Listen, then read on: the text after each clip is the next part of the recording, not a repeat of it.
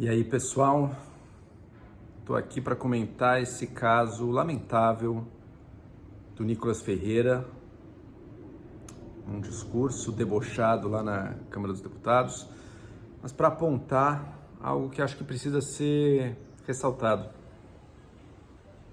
A pior parte dele não foi a palhaçada. A pior parte dele continuaria naquele discurso, mesmo se ele não usasse peruca, nem fizesse aquele showzinho. Porque pior do que a palhaçada e o deboche é o discurso de ódio. E foi isso que ele fez. Bom, bem-vindos ao meu canal, eu sou Joel Pinheiro, aproveita que você está aqui, já se inscreva, curta e compartilhe o vídeo para a gente levar a discussão sempre adiante. Eu sempre busco discutir política, sociedade, nossa cultura, sempre com objetividade e também posicionamento. E o tema que está pegando as redes aí, esse discurso debochado, essa verdadeira palhaçada que o deputado Nicolas Ferreira fez na Câmara dos Deputados no Dia Internacional da Mulher. Ele botou uma peruca, foi lá, e agora eu também sou mulher, eu sou a Nicole. E, enfim, para falar da questão trans, né? Esse era o ponto dele, falar de mulheres trans, na verdade falar contra as mulheres trans, de uma forma totalmente desrespeitosa, totalmente debochada. Primeiro, desrespeito com todas as mulheres, porque era um dia que estava combinado que as mulheres iam falar na tribuna, ele fazendo esse deboche sobe ali, essa peruca, essa galhofa. Segundo, e especialmente debochado e desrespeitoso com as mulheres trans, ainda mais porque agora temos pela primeira vez no Congresso Nacional, temos 2 deputadas que são transexuais, transgênero. E, enfim, um desrespeito total ali, porque reduziu a identidade delas e de todas as pessoas trans a uma mera fantasia debochada, né? Mas pior ainda são as coisas que ele falou. E aqui eu já faço uma ressalva. Eu acho perfeitamente legítimo se discutir as diversas pautas que surgem no debate público ligado às questões trans e de identidade de gênero. Discutir a questão dos esportes, discutir a questão dos presídios, discutir a questão dos banheiros. Esses, e na verdade todos os temas, precisam ser discutidos. A gente está vivendo um momento de evolução. A gente tinha uma minoria da população que sempre existiu. Isso é importante ser frisado, transexuais, transgêneros existem em todas as culturas e sempre existiram. Só que até muito pouco tempo atrás, o destino quase que obrigatório de pessoas trans, agora estou pensando especialmente nas mulheres trans, era a mais completa e brutal marginalização.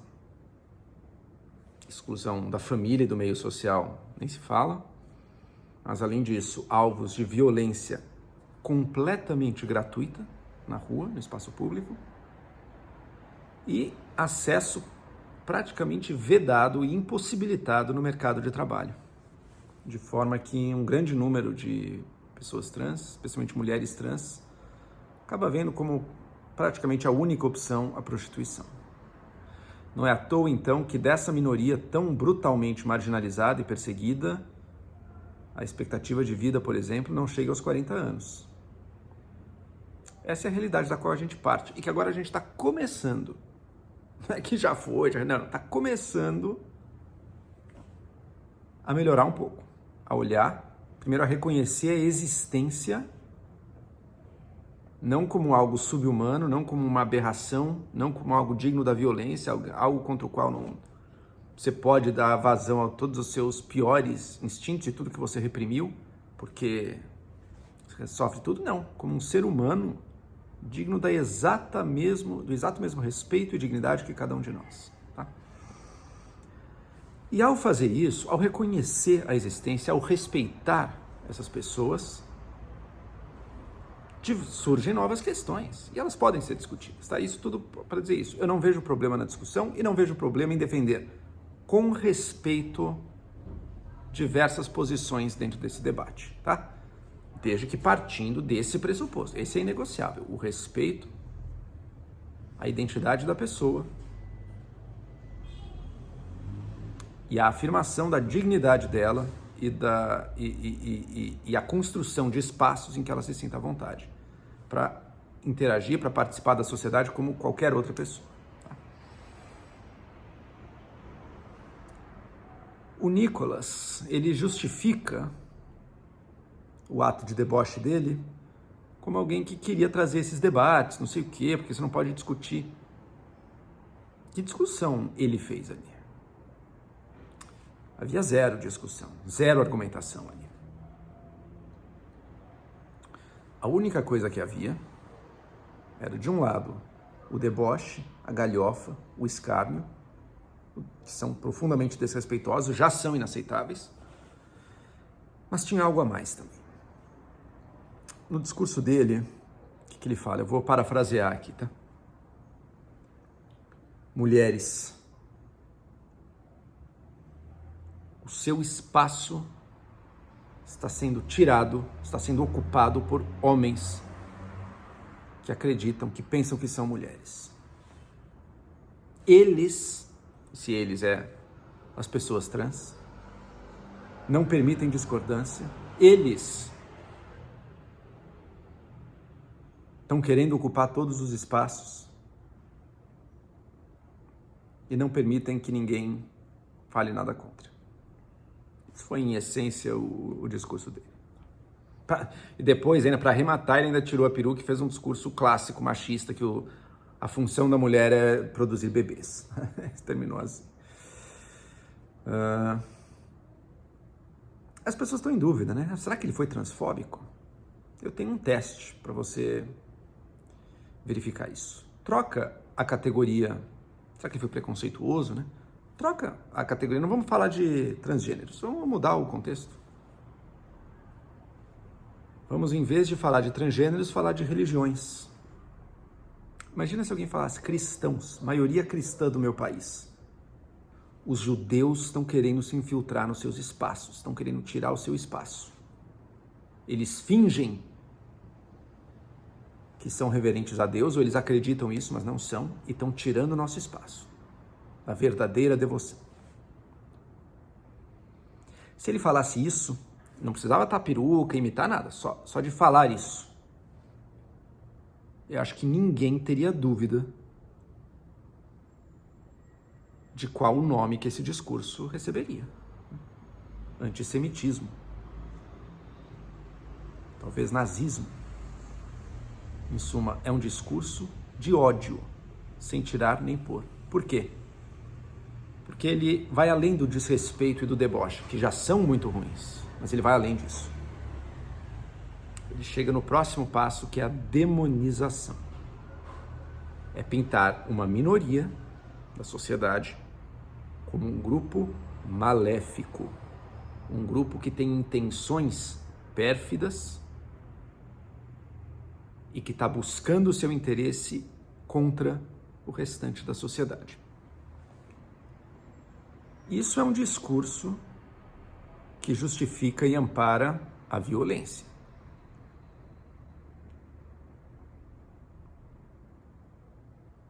Se fosse com qualquer outro tema, eu falei religioso, se fosse racial, ninguém teria dúvidas. Com o gênero é a mesma coisa. É um discurso de ódio. E eu vejo pessoas levantando dificuldades com relação ao ele ser punido pelo processo e pelo direito penal brasileiro, né? Ser preso, sei lá, ir para a justiça por causa da imunidade parlamentar e tudo. Eu não vou fazer o argumento jurídico aqui. Não sei se poderia ou não. Embora acredito que sim. Acho que a imunidade parlamentar não deve ser absoluta, né? Mas enfim, não sei. Realmente não tenho essa resposta. Agora, do ponto de vista interno da Câmara dos Deputados, não deveria haver dúvida, né? Um discurso de ódio somado ao deboche e ao desrespeito não deveria ter lugar no nosso Congresso. A postura dele é inaceitável pelo circo debochado que ele fez e pelo discurso de ódio que ele reproduziu. O Arthur Lira reconheceu isso. O Arthur Lira qualificou, caracterizou o discurso dele como preconceituoso, como desrespeitoso. Ué, então tome a consequência, então. Cadê o Conselho de Ética da Câmara para fazer a cassação do mandato do Nicolas Ferreira? Ah, mas ele foi o deputado mais votado do Brasil. Primeiro ponto. A eleição já passou. Todo deputado é igual. Não tem essa de mais votado, menos votado. Todo deputado é igual. O mandato é o mesmo. Segundo, para manter o seu mandato de deputado é preciso seguir regras mínimas de conduta na própria Câmara dos Deputados. Fazer discurso de ódio ali não pode ser parte disso. Eu acredito que ele vai ter o mandato cassado? Sinceramente, não. Mas eu apoio 100% todo mundo que está se mobilizando para isso e defendo que mais pessoas se mobilizem para dar uma lição clara para ele. Ele é jovem, ele pode ser eleito de novo no futuro. Mas que fique a lição. Violar a dignidade básica das outras pessoas é inaceitável na mais alta instância do legislativo do nosso país. Espero que em algum momento alguém dê essa lição para ele. Se não derem, só vai piorar.